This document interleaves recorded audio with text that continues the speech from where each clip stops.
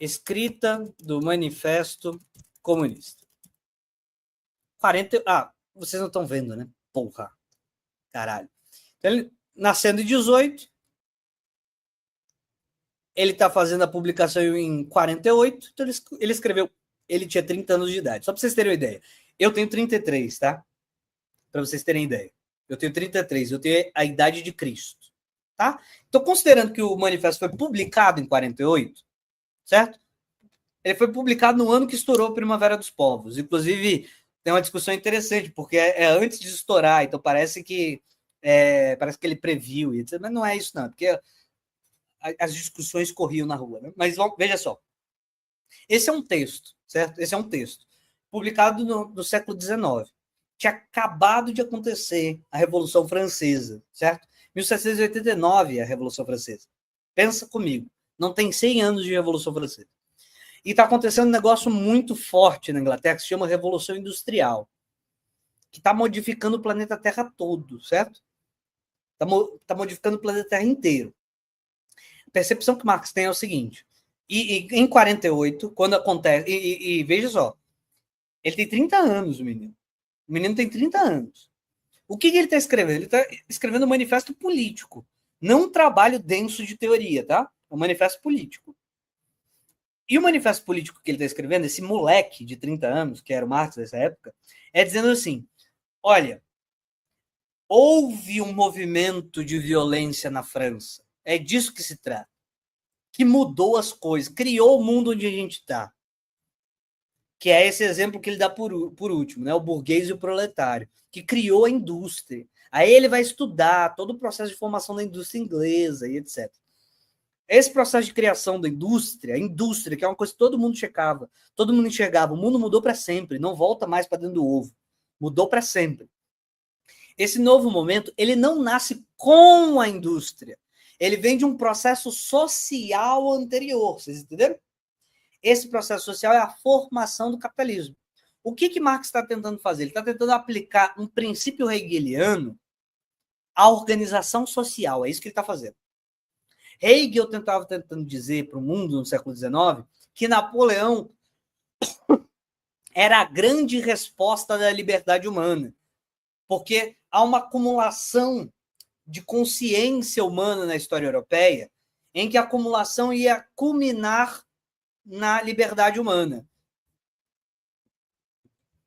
Por que eu não bani esse filho da puta ainda antes, hein? Às vezes eu me pergunto, por que eu seguro para banir esses caras? Então, veja só, tem um desenvolvimento especificamente da consciência, segundo a visão de Hegel, que culmina na época de Napoleão, que estava vindo realmente de verdade para mudar o mundo, pensava Hegel. Hegel olhava para Napoleão e falava assim, isso é o espírito do tempo montado num cavalo, né? Tá certo? Então tem um desenvolvimento gradual, na visão de Hegel, da consciência europeia, tá? Um desenvolvimento gradual da consciência europeia. Essa é a visão de Hegel. Marx olha para isso e fala assim, tem de fato um desenvolvimento, mas não é um desenvolvimento da consciência, é um desenvolvimento das forças produtivas. E aí ele vai dizer, tendo esse desenvolvimento das forças produtivas, estamos em que estágio? Que o desenvolvimento do capitalismo vai culminando em duas estruturas mais fundamentais. Não é que não haja outras, mas o proletário industrial é um topos que vai ser mais desenvolvida pelo capitalismo, segundo a visão de Marx, e o outro é o grande capitalista, que ele chama só de capitalista, que vai engolindo. O texto é para defender, que eu acho que inclusive o Marx inventou a metade daquelos argumentos ali, eu acho que ele inventou. Por exemplo, dizer assim, tem um espírito que ronda o comunismo, etc. E tal. Tem uma discussão sobre isso, que Marx teria inventado o tanto de medo que as pessoas tinham do comunismo. Quando ele escreve, com 30 anos de idade, olha, todo mundo já acusou seu adversário de ser comunista. Agora eu vou dizer o que é ser comunista. Eu acho que ele inventou isso, certo? Não existia essa coisa de, veja bem, todo mundo está dizendo que os seus adversários são comunistas. Eu digo isso com base especificamente nas introduções 1000 que eu já li sobre esse texto, tá? Tranquilo? Mas naquela época é possível que ele tenha simplesmente inventado, sido retórico, dizendo assim, olha, todo mundo já acusou seus adversários de serem comunistas. Não, talvez não fosse, não. Talvez o comunismo fosse muito menor do que quando ele escreve com 30 anos de idade. Tá bom? Entenderam isso que eu quero dizer? Todo mundo já acusou seu adversário de ser comunista. Provavelmente não. Entenderam? Provavelmente não.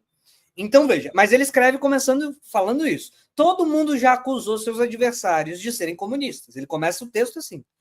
Então, nós que somos comunistas, ele diz vamos explicar o que é comunista. Entendeu? Tranquilo? Tranquilo? É porque não fui eu que inventei isso não, cara. É só vocês lerem várias... Por exemplo, na introdução da Boitempo, eu acho que tem isso, tá? Tranquilo? Tipo assim, ele tá exagerando o poder do grupo que ele pertence. O grupo que ele pertence em 48 era pequeno, entendeu? Marx mentiu, errou, desinformou e chutou uma velhinha. Mas entenderam? Ele tá tipo supervalorizando, é um panfleto, não é um texto acadêmico, é um panfleto. Olha, todos os seus adversários brigando uns com os outros, já acusaram os outros de ser. É propaganda, ele tá fazendo propaganda. Ele tá exagerando. É isso que eu tô dizendo. Ele tá exagerando. Então, assim, ó, todo mundo já disse que seu adversário era comunista. Provavelmente, em 1848, não. Tá? Em 1848, provavelmente não. Aí ele diz, ele usa esse reforço retórico para dizer, todo mundo já acusou as outras pessoas de serem comunistas. Todo mundo. Agora, nós que somos comunistas, vamos dizer o que nós somos. E aí, o texto, ele é defensivo. Então, ele fala assim, olha, todo mundo já disse que os comunistas odeiam a família. Mas se você olhar o desenvolvimento do capitalismo, ele é que destrói a família. É esse, entenderam? O texto que o Caporeso está lendo, ele diz isso. Então, ele tira de contexto, pô. É muito tosco, porque ele fala isso. Ele fala isso o tempo todo. Ele fala assim, ó, vocês dizem que o comunismo quer destruir a pequena empresa. Mas quem destrói a pequena empresa é o capitalismo. Ou como vocês dizem que os comunistas querem destruir a família. Mas quem destrói a família é o capitalismo. É assim que é o texto, entenderam? O texto é assim. Tipo, gente, é um texto que era para você ter lido quando você estava no ensino médio. Ele é ridiculamente claro, tá? Ele é ridiculamente claro. Ele diz assim, ó, vocês dizem que o marxismo quer dividir as mulheres. Mas quem divide as mulheres é no capitalismo. É isso que ele está dizendo. É isso que ele está dizendo. Tá? Então entende que o texto está dizendo isso, que vocês vão ver o quão ridículo é a leitura desse cara. Tá? Gente, não precisa ser doutor em porra nenhuma, tá? É preciso ter interpretação de texto de ensino médio, tá? Certo? Olha só, veja só. Uma linha mais ortodoxa. E eu acho interessante isso daqui, porque eu estudei o marxismo. E mais adiante eu vou mostrar alguns paradoxos em relação ao que ele falou e ao que ele diz acreditar. Mas eu acho muito interessante porque ele falou da mais-valia. Você acredita na mais-valia, no caso? Pode só confirmar isso? Vai falando aí depois. Ele falou de mais-valia. Pois bem, a mais-valia nada mais é do que a expressão máxima da mentalidade de inveja dentro do pensamento socialista. Eles Não, eu não vou responder isso. Peraí. acreditam que a classe trabalhadora... Eu quero ver ele ler o texto. Eu quero ver ele ler o texto. Tudo produz, logo a ela tudo pertence. Essa é a mentalidade deles. E é uma grande mentira. Por quê? Quem foi que colocou os materiais no chão de fábrica para o trabalhador poder usar e trabalhar? Quem estudou o mercado para ver a demanda que existe dentro do mercado para criar um produto? Quem que fez toda a estratégia e assumiu o risco do empreendimento? Porque a fábrica onde as pessoas trabalham não brotou do chão. Não foram os trabalhadores que do nada disseram, a gente vai construir essa fábrica para produzir esse produto. Não. O patrão, no caso, a pessoa que idealizou o empreendedor, ele assumiu muitos riscos pessoais do seu capital, do seu patrimônio, para poder empreender. Então, nada mais justo que ele tenha a sua parcela dessa produção, que é o seu lucro. Essa pessoa aqui é uma pessoa que provavelmente nunca empreendeu na vida, funcionário público, vive às custas do Estado. Você é deputado e originalmente policial. Porra, para com isso, brother. Para com isso, brother. Cara, isso é muito sacana, velho. Porra, Caporeso. Você é sacana, velho. Tu é policial e deputado, porra. Aí fala assim do funcionário público, do servidor público, que é o nome certo. Para de falar funcionário público, porra. Fala assim do servidor público. Fala assim do servidor público. Puta merda, brother. Inclusive, o servidor público está proibido de empreender. Tu sabe, pô, tu não passou no concurso. Ele está proibido. Mesmo se você quiser, você não pode. Você pode perder seu cargo se você fizer isso. Olha, é intancável, bro. É desonestidade demais, bro. Individualmente mesmo. Deixa de ser desonesto. Você passou no concurso, você sabe, porra. acha que o dinheiro brota lá do caixa do governo para pagar o seu salário de professor e não entende o que você, que vive aí do empreendimento, tem que ralar. Os riscos que você tem que assumir, principalmente nesse estado brasileiro, que é uma vergonha. Com a justiça do trabalho, que é uma vergonha para você poder empreender, tá certo? E deixa eu te falar uma coisa aqui, cara. O capitalismo não aceita desaforo. Dinheiro não leva desaforo. O patrão que não é um trabalhador, ele vai à falência. Quem mais trabalha na empresa é o patrão. Agora, é claro, existem o caso aí dos metacapitalistas, que são as pessoas que já ganharam tanto. Tá, sabe isso? Veja, sabe isso que ele chama de metacapitalista? Que é papo de fascismo. Gente, vocês vão me desculpar. Isso é papo de fascismo, tá? Esse negócio de metacapitalismo é papo de fascismo. Sabe isso que esses caras chamam de metacapitalismo? É exatamente o que Marx estava falando, pô. Tá bom? Quando Marx fala assim, estamos brigando contra o capitalismo, então vamos traduzir para vocês que falam em fascismo.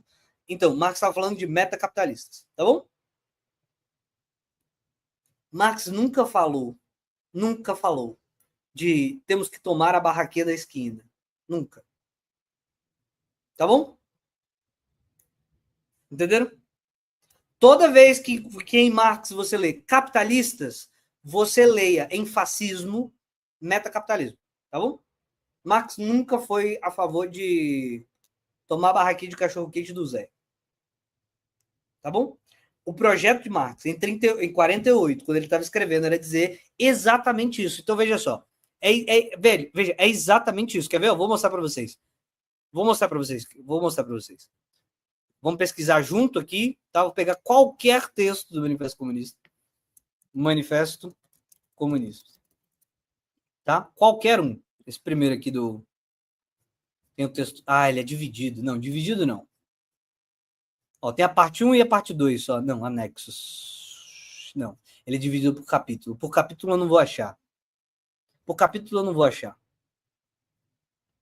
Burgueses e proletários, proletários e comunistas.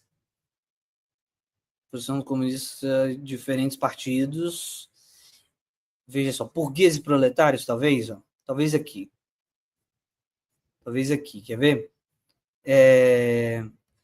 Pequena...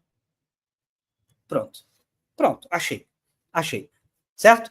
Olha, a indústria moderna transformou a pequena oficina do mestre patriarcal na grande fábrica do capitalista industrial. Não é a dona Maria da barraca de cachorro-quente. Eu não sei se... Não vai ser aqui.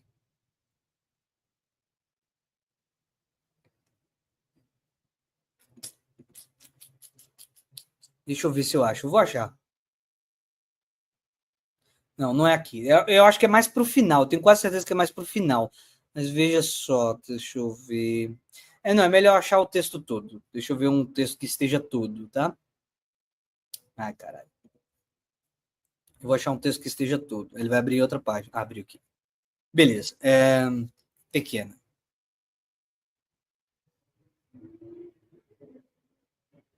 É ali. A indústria moderna transforma a pequena indústria... É logo aqui, ó.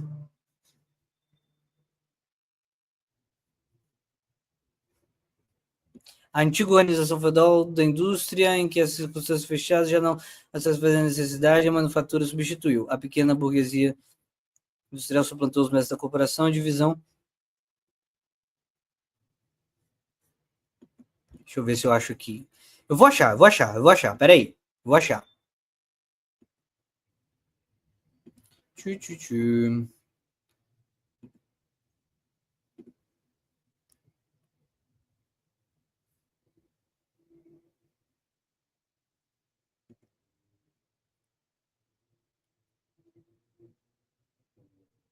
Aqui.